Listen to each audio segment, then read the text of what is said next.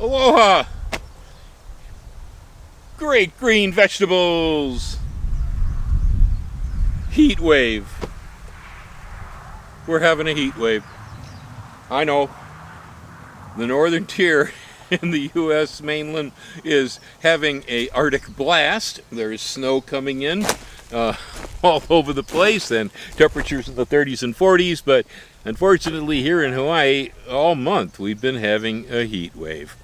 Right now temperature is 85 degrees. That's really warm for the last days of October up here in the mountains in Hawaii. So I got a call the other day from one of the viewers. He's down the mountain. I'd say he's probably maybe 500 or 800 feet, where of course it's a little warmer down there.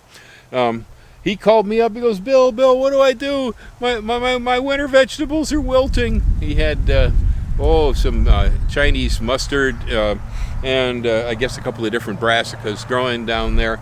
Been in for about 6 weeks or so. So some of those, like that soy, would have been getting ripe almost already. But it got hot, and his stuff just all went flat. It was just wilted. So he called me up trying to find out whether he should put shade cloth over the top of his vegetables. Now, I don't use shade cloth on vegetables. In my mind, vegetables require the maximum amount of solar energy in order to be able to develop properly. So limiting the amount of sun coming down on a vegetable is probably just going to stop it from growing or slow its growth way down. It doesn't really solve the problem of the wilting. The wilting is on winter vegetables in heat wave pretty much.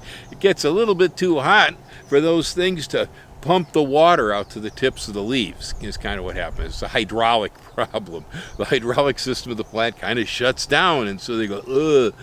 Well, my solution is always irrigate.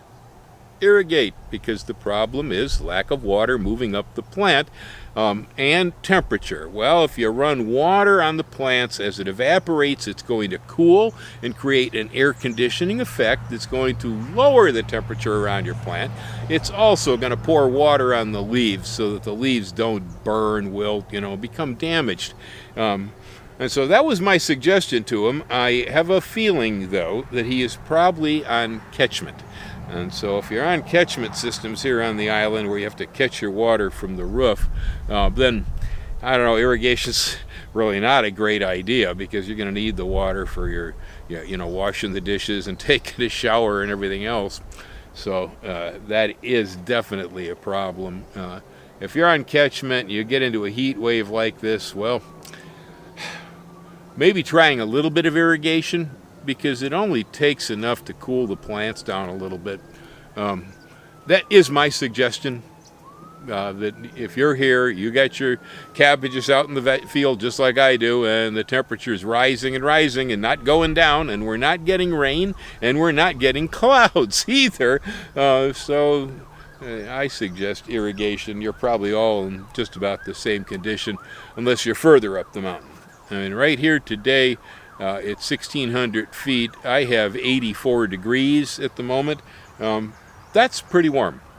The day the guy called me from down there in Ainaloa, I had 82 and he had 88. And so it really was quite a bit warmer down there. Already once today I walked out here, and in this intense, beautiful, warm October sunshine, my Chinese cabbage were wilting. And so I irrigated. Now that right there is a hose bib right out in the middle of my garden with a garden hose attached to it. That is a rarity. There were no hose bibs in my garden until earlier this year. This year has been a drought in Hawaii. It is the first time that I've had to worry about irrigating the vegetables in my garden. And so we put a hose bib in here. That right over there, that's a Rainbird sprinkler. And it's up there on a tripod tower.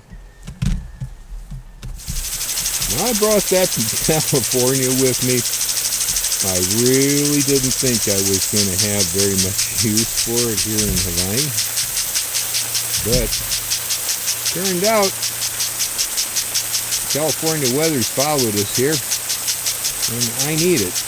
The soil underneath these plants is actually moist enough for the plants, but the cabbage puts up with this pretty well. The broccoli's not doing too bad with it, but it's mostly the Chinese cabbage that's my concern.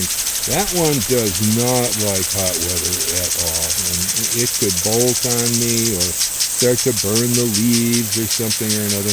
And so these streams of cool water coming over the top are going to reduce the wilting action in the plants, and actually this water will make them grow like crazy today instead of wilt, and that's the point. So, aloha all, and if your cabbages are wilting, try some water.